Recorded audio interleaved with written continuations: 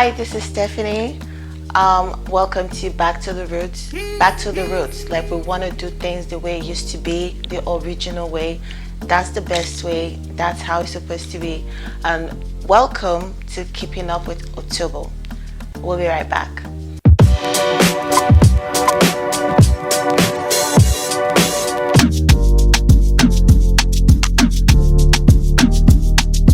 Welcome back. It's your host Stephanie Otobo on Back to the Roots. My topic today is a common factor that affects everybody in Nigeria, and that is corruption.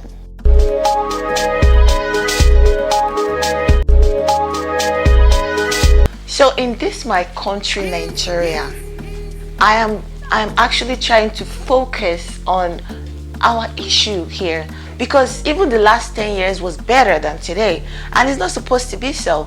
In the system, we're supposed to be growing, we're not supposed to be going backwards, and this is my problem. So we're talking about corruption in education, in the churches, in the homes, in your family, in my family, business wise, and it all boils down to the country where there is no plans for nobody, no plans for the youth, no plans for the older people, no plans for no one.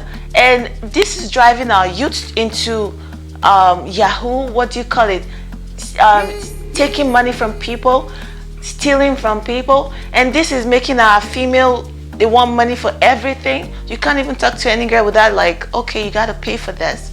And I don't blame them. How are you supposed to blame them? You walk around and call people prostitutes. How do you expect them to eat? How do you expect them to survive in a country where there is no hope? There is absolutely no hope. There is no hope for the younger ones. Even for the older ones, people that are supposed to be in a home, they're supposed to be looking forward to retiring. Even if they don't have a job before, they're supposed to be put in a home. Like my parents, they're supposed to be looking into going into a home. I'm using my family as an example because I want you to know that this is the first time experience that I have. I have experience with my family. I have experience with church people. So I'm going to be talking about my first-hand experience.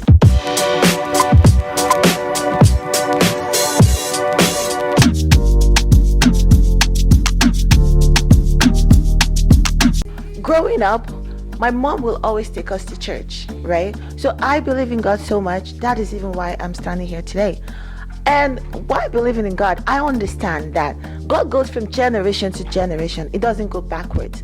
So there are people who are really old that should be looking into retiring to a home. There should be plans for older people.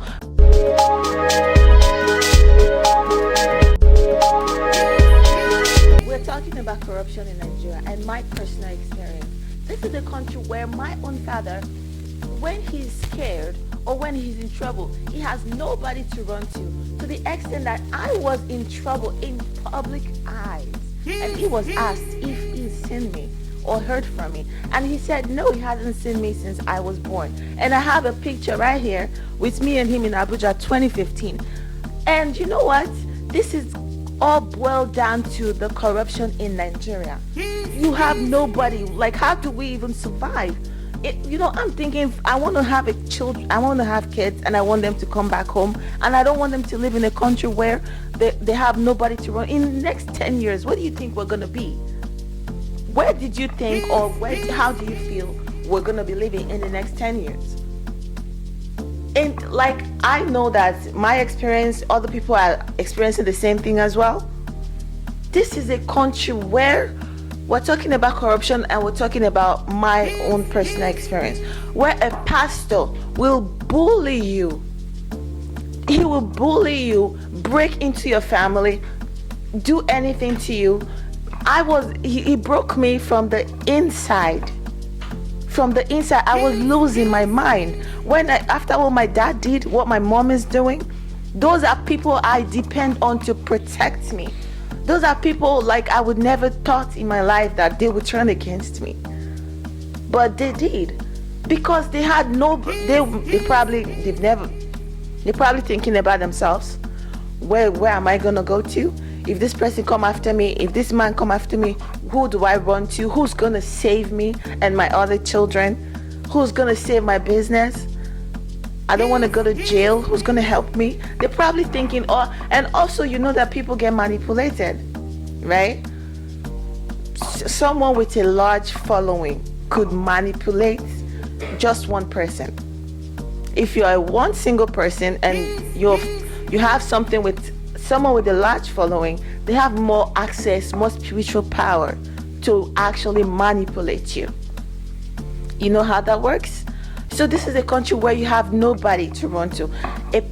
Someone that calls himself a man of God will bully you, break you from the inside. I was losing my mind. I had to do whatever he wants to get out of it so I can focus on my family, so I can actually look into my family. I had to take some time off to look into my family. Now I see, oh, okay, this is what happened. I couldn't tell what was going on, like black or white or red. I couldn't tell the difference. Everything was like, the experience was so bad. That's why I'm out here with the pain I've been through. I don't want people to go through it anymore. I don't want people to, and I want people to actually understand that it's painful. People you trust, you've known all your life. My daddy used to be my hero.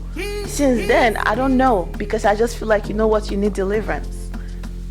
Usually when he prays for me, I feel like, oh wow. But now if he say he wants to pray for me, I'll run away, because I feel like I can't lie. I can't pretend. You were my hero before, but you came out and you lied. I don't care what you were going through. I can't understand in my heart cannot really get it, but my brain learned how to, understand it.